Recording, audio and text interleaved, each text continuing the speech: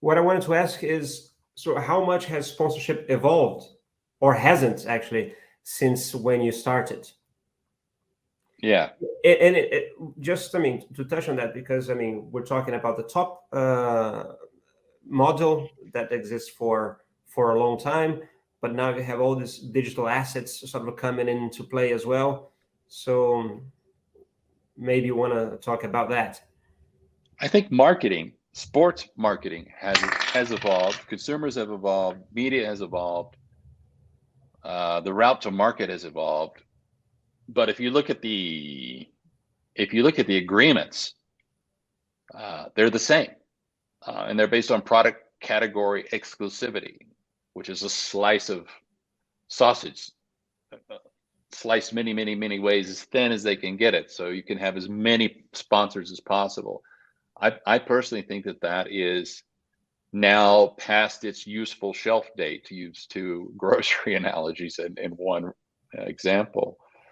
As I said, the top part program as we know it is successful. It's approaching $2 or $3 billion in worth on a quadrennial basis to the IOC. It's a lot of money. But what those sponsors can do with the rights that they've purchased is still prescribed by guidelines created 30 years ago around exclusivity. You know, you're the official pin of the Olympic Games. You're the official mouse of the Olympic Games. You're the official mobile phone of the Olympic Games. I have seen through the course of my career that those restrictions are really limitations on what these brands can do or could do for the Olympic movement if they had more latitude. Now, you can argue that without exclusivity, it's a useless purchase, and I understand that. And I think that that perspective isn't wrong. I just think it's seated in the past. So I foresee a world maybe that everybody that's on this call who's a lot younger than me, and that's easy to be a lot younger than me, you know, in your future careers, you may see, and I hope you do, events or properties, rights holders push that construct of commercial relationships outside of the bonds of this standard rights and benefits agreement around a specific product category. And let me give you one example. When I was working for LA, part of our positioning against Paris and Hamburg and Budapest and Rome was, come on, California is the center of innovation. We didn't even make it a US bid. We made it a California bid for a lot of reasons. We had a presidential campaign going on that was quite difficult in the United States because of the people running, one in particular. So we didn't really want to wave the flag and talk about rah rah rah, home of the, you know, the home of the brave and all that stuff, apple pie and all that stuff. We talked about California and innovation and how the Olympic movement needed to move forward and look forward 100 years, not back 100 years, not talk about the 100th centenary of Paris. We wanted to talk about the next 100 years of the Olympic movement and to change it, because the games in America are always more dynamic, they're more aggressive, they're more innovative. And it's not because Americans are those things. To be honest with you, everybody on the call, in America, we do not have a ministry of sport. We don't have a minister of sport. We don't have a cabinet position of sport. We have zero federal funding that goes to sport. It's a completely Darwinistic marketplace in America for virtually everything, as you well know, even healthcare, sadly. So when a games like Atlanta, which I took part in, and Salt Lake 2002, and LA 2028, they have to raise, LA 20 is going to have to raise $2.5 to $3 billion in marketing revenue. And it's competing against 9 or 10 pro sports teams just in Los Angeles, 10 to 15 college programs just in Southern California. And our college programs are as big or bigger than most professional programs all over the world. So it's a very competitive marketplace. So these organizing committees that happen in the United States typically are more aggressive, more innovative, because they do not have a safety net. France is going to help France 24 stage those games. They're going to be writing checks. The government, our taxpayers are going to be paying for pieces of those games. It's just how it is. That will not be the case in LA, other than our security budget. The game security budgets are huge now after 9/11. So all all host countries participate in the security budget. So I think, I was going back to the example when I worked for the bid.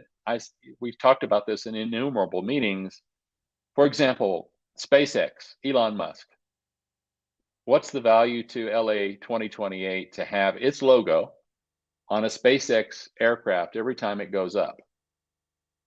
And that's not I wouldn't want to make that a commercial transaction. I wouldn't say that SpaceX is an official sponsor of LA, because I don't think SpaceX needs the Olympic rings or LA intellectual property to do what it does.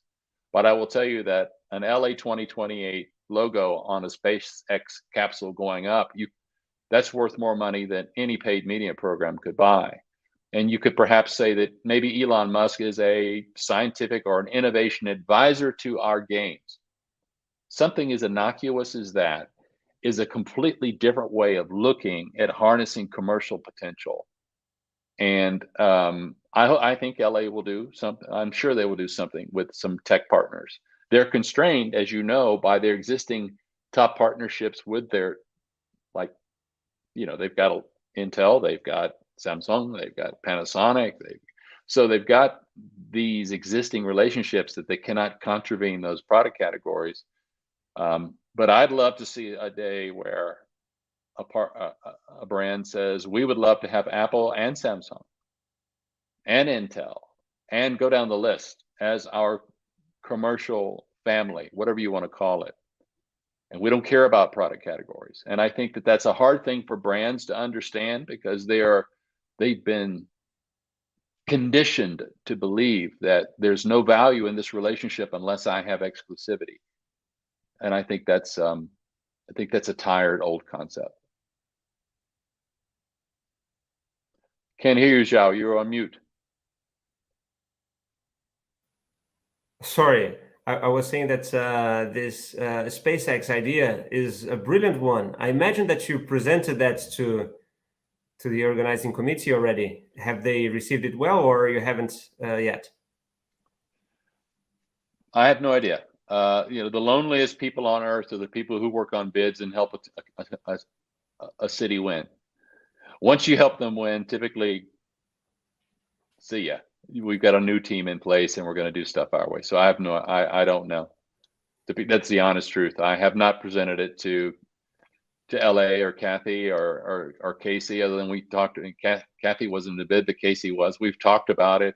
Oh, that's a neat idea.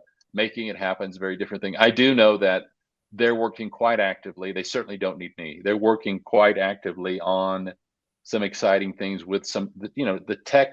California is tech. It's home to tech. And Texas is becoming a little bit that way. But California is still, Silicon Valley is Silicon Valley. Now there's a Silicon Beach, as you know, in LA, where a lot of stuff's happening in Southern California. I'm sure that they're looking at things like that and other ideas that are infinitely better and more exciting for them. So it's going to be neat to see what they do in the tech sector. But no, I haven't pitched it to them, and they certainly don't need me.